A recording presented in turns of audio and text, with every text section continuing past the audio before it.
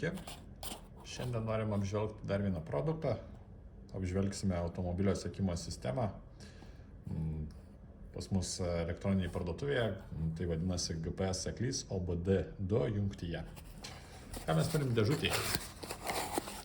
Dėžutė viskas labai paprasta. GPS seklys ir lietuviška instrukcija, kaip pasijungti produktą. O pas kitus konkurentus galite ir nerasti. Kaip atrodo produktas.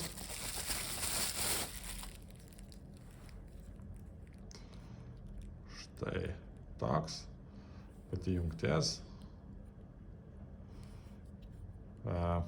Kelios vietos prijungti, tai matom mini USB, SIM kortelę ir matome, ar gaudo ryšį. Taigi, kuo išsiskiria šitas produktas?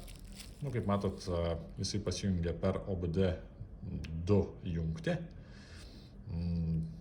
Reikia, kad būtų pastoviai prijungtas, faktas. Kadangi minėjau, kad dedasi SIM kortelė, tai jums reikės ją įsidėti. Ką turit žinoti, kad jinai naudos mobilų internetą. Naudoja ne tiek jau ir daug, nes per mėnesį naudoja daugiau nei 1 GB. Tai turėkite omeny, nereikės tam pirkti didelių planų. Dar vienas jos pliusas šito GPS seklio – nemokama programėlė ir nereikia jokio mėnesinio mokesčio. Tad nusiperkat šitą daiktą ir juo naudojatės.